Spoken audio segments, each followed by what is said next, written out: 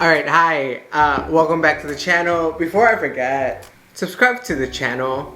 I don't know why, but I'm just not used to the whole subscribe, like, tell your family, your boyfriend, your girlfriend, your sister, your everybody that you know to watch my video. I mean, it's cute and all, but not everybody's gonna like it. So, you know who you need to tell. So tell them. It's still snowy here in Chicago. It's still pretty cold outside. So, and what we've seen with Texas, it's probably not gonna get any better here in Chicago anytime soon. I was glad I did get to escape a little bit of this cold weather and snow while I traveled outside of Illinois to go visit my boyfriend in Washington, D.C. for Valentine / his birthday / almost a whole year that we met. So that was cute, that was fun, that was exciting. It's always great to be with him, and of course it's no fucking secret that I have a boyfriend, so I think I'm just gonna talk about it here and there too, especially because a lot of the traveling that I'll do in the future or that I'm doing now we'll probably have to do around him because we just like each other's company. What can I say? We're gay for each other. So it's been a year since I met my boyfriend, and it's almost been a year since I moved to Chicago. So we've been doing this long distance relationship for quite a while now. It's worked well for the both of us.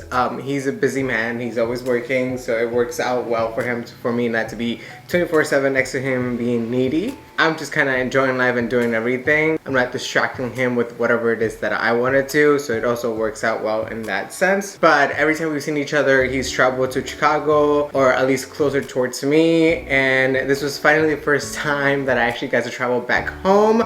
Because as this just happened, we're gonna talk about what I did and what happened throughout Valentine's Day. And as I've said in the past videos, I will be talking about what I do and what I travel and what I eat. And guess what she did when she traveled? She ate, she traveled, she ate, she traveled, she ate, she traveled. So we left here because my roommate also went back with me to DC. We're both from Maryland technically. Well, technically I wasn't born in the US. I went back, it was great, it was cute. It was warmer than it is here, so that was great. But I also wasn't ready for it. Like I kept unzipping my jacket, it was just way too fucking hot to walk around. A lot of eating. I went to my favorite Mexican place in DC, which if you've never been to, you have to try. It's Oyamel. It's Mexican, of course. We got to try the sampler pack. It's like a tasting menu that they provided, and so you had a green tamal, you had enchiladas, you had a salad, gazpacho, Morelian style. You had a few more things, and then you had a pineapple tres leches cake, which was really good as well. For those of you that don't know Oyamel is owned by the Think Food Group, which was started by Jose Andres, which is a Spanish immigrant restaurateur. He has opened a few in New York as well as in California. So I mean, if you ever get a chance to try any of these restaurants, definitely recommend it. I know he probably has some in Las Vegas too. So if you're ever in any of those locations, you could try out his food. It's actually delicious. Another restaurant that he has there in DC, and it's one of my personal favorites, is China Chicano, which is a mix of Chinese and Peruvian food. It's a really cool place as well. He also owns one of my favorite casual fast food restaurants. It's called Beefsteak. They have one here in Chicago. They have several in the DMV. Ohio has one too. It's all very like vegetable friendly. Like it's a lot of vegetable dishes. Actually one of my favorite places to go to, but I didn't get to go this time. They have a beet burger that is delicious. But anyways, also he does have a Michelin star restaurant in DC as well, which I did get to go once, which was a cocktail experience.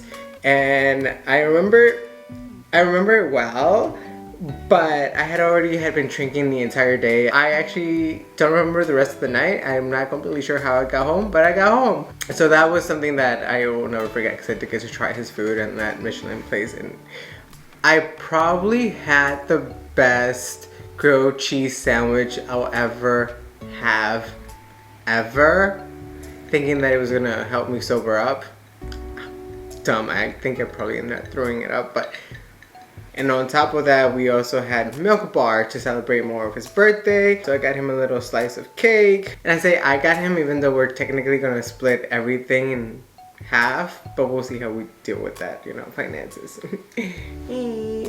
As far as for Milk Bar does have an episode under Chef's Table. If you've never watched Chef's Table, I definitely recommend. It's on Netflix. A Midwestern girl that moves over to New York and just completely uses all the sweetest things in the world to create even sweeter things. So she had this like crack pie, and she makes this delicious soft serve that's based off of the milk of the bottom of the bowl when you eat cereal, and it's just fantastic. And she has a lot of unique cookies, decomposed cookies, and she has this corn cookie, which is one of my personal favorite things to eat in the world. I've actually gotten to go and assemble one of their semi-naked cakes, or is it naked cakes? Look, I'm not a pastry chef, so I don't really know.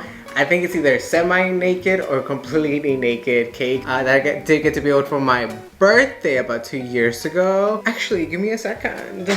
She actually got this little ribbon Milk Bar when she was building her cake, and ta-da!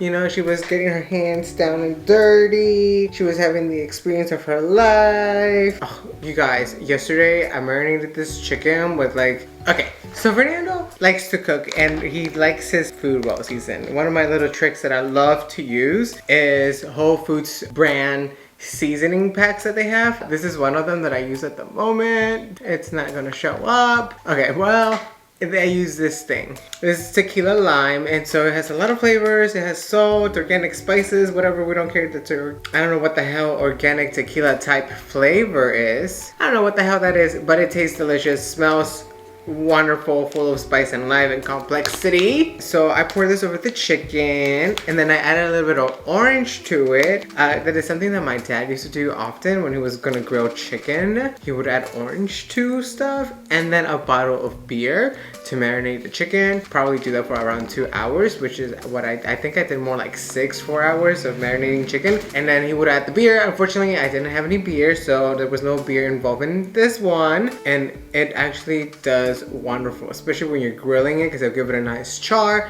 As everybody knows, sugar burns really fast. That smokiness mixed in with the spices, and the spices already have like a slight smokiness to it. It's just it elevates your chicken, you know. Also, if you're asking what this is my chai.